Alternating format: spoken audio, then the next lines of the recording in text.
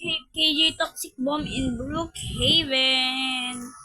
So first, kailangan ninyo mag-resolve si KJ, sunog sa ilalim. At yan lang kailangan ninyo at kailangan ninyo pumunta dito at make sure ninyo yung ganito ay on para mapicturean ninyo.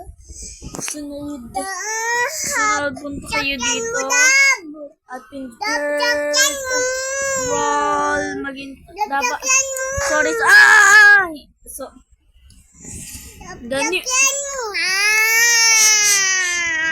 at maghintay kayo diyan pag umpisa na. And yan, KJ Toxic Bomb. Picturean ninyo para hindi ninyo makalimutan ang itsura.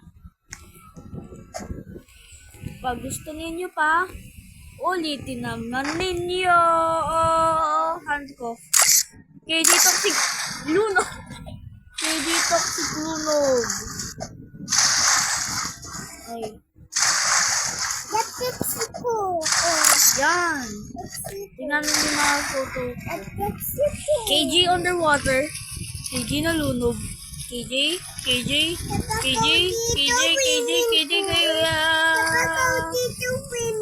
At huwag ninyo i-wind yan.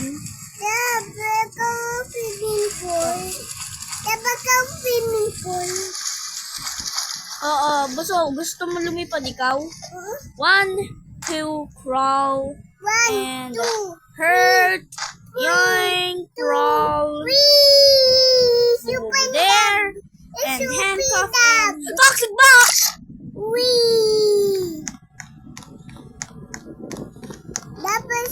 There's even a other way to do that KJ Toxic Bomb. Well, you guys have to record it phone. So you can just go to the airport. Yeah. This is an even slower way to do it. Like the animation. Well, just don't mind this, okay?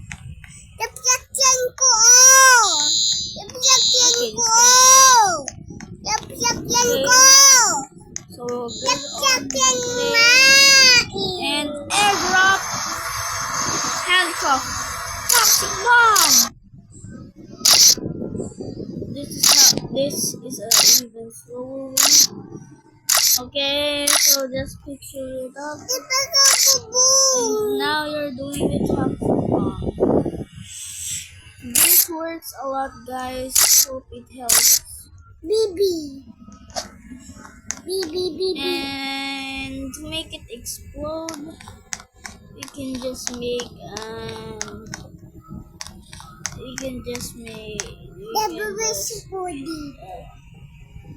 we need to get this exploding thing and go back to the airport. We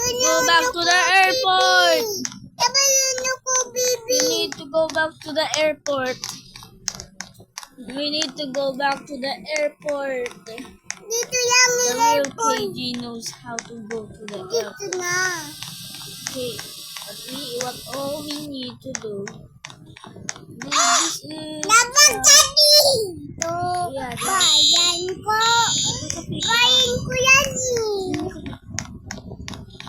and do it again. Handcuff and drop this. Okay, now so this KJ, this isn't fake KJ. Well,